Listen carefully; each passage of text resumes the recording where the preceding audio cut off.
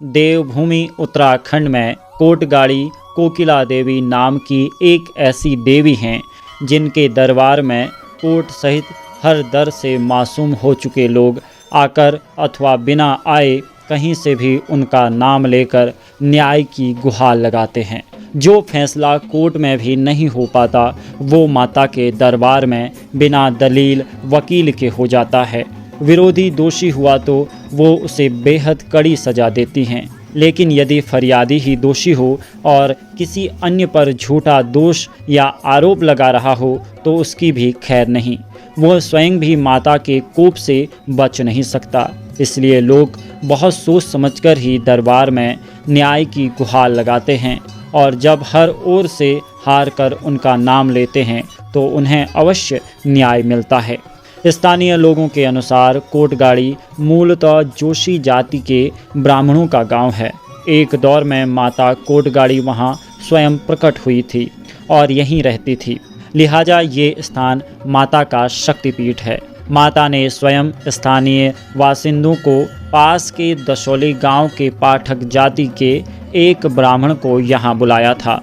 कोटगाड़ी गांव के जोशी लोग माता के आदेश पर दशौली के एक पाठक पंडित को यहाँ लेकर आए और उन्हें माता के मंदिर के दूसरी ओर के मदी गांव नाम के गांव में बसाया। इन्हीं पाठक पंडित परिवारों को ही मंदिर में पूजा पाठ कराने का अधिकार दिया गया।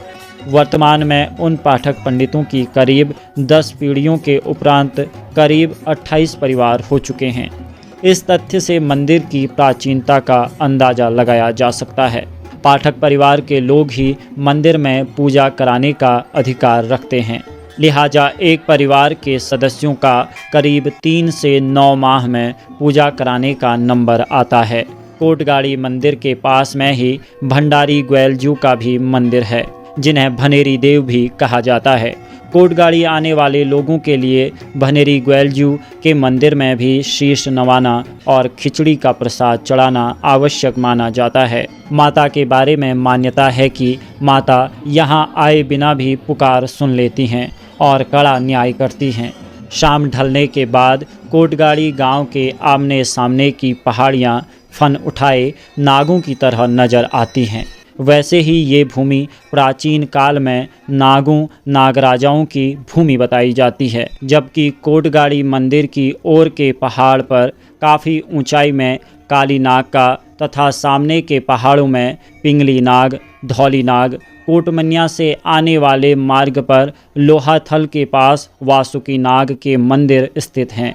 एक दंत कथा के अनुसार जब भगवान श्री कृष्ण ने बालपन में कालिया नाग का मर्दन करने के उपरांत कालिया व उसकी पत्नियों की अनुनय विनय पर उन्हें कोटगाड़ी माता की शरण में भेजकर अभयदान प्रदान किया था। कालिया नाग का प्राचीन मंदिर कोटगाड़ी से थोड़ी ही दूर पर पर्वत की एक चोटी पर है। बताया जाता है कि इस मंदिर की चोटी से कभी भी गरुड़ आर पार नहीं जा सकते।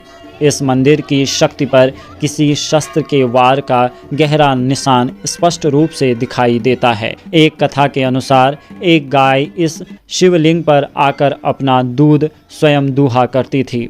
गाय की मालकिन गाय के दूध न देने से परेशान थी। एक दिन वो गाय के पीछे यहाँ पहुँची और अपनी गाय को अपना दूध वहाँ दुहाते देखकर उसने धारदार हथियार से उस शक्ति पर वार कर डाला। इससे पाताल, स्वर्ग व पृथ्वी की ओर खून की 3 धाराएं बह निकली। पृथ्वी पर खून की धारा प्रतीक स्वरूप आज भी यहाँ दिखाई देती हैं। कहा जाता है कि यहाँ स्थित शिवलिंग पर स्थानीय श्रद्धालु दिन भर दूध दही चढ़ाकर भर देते हैं, लेकिन सारा दूध दही शीघ्र ही गायब हो जाता है। नाग पंचमी के दिन हर वर्ष यहाँ अवश्य ही वर्षा होती है। महिलाओं का इन नाग मंदिरों में एक सीमा से आगे जाना वर्जित होता है। कोटगाड़ी मंदिर के पास अनेक जलधाराएं हैं। जिनसे सर्दियों में गर्म और गर्मियों में ठंडा पानी आता है। धारों के ऊपर कहीं जल स्रोत नहीं दिखाई देते।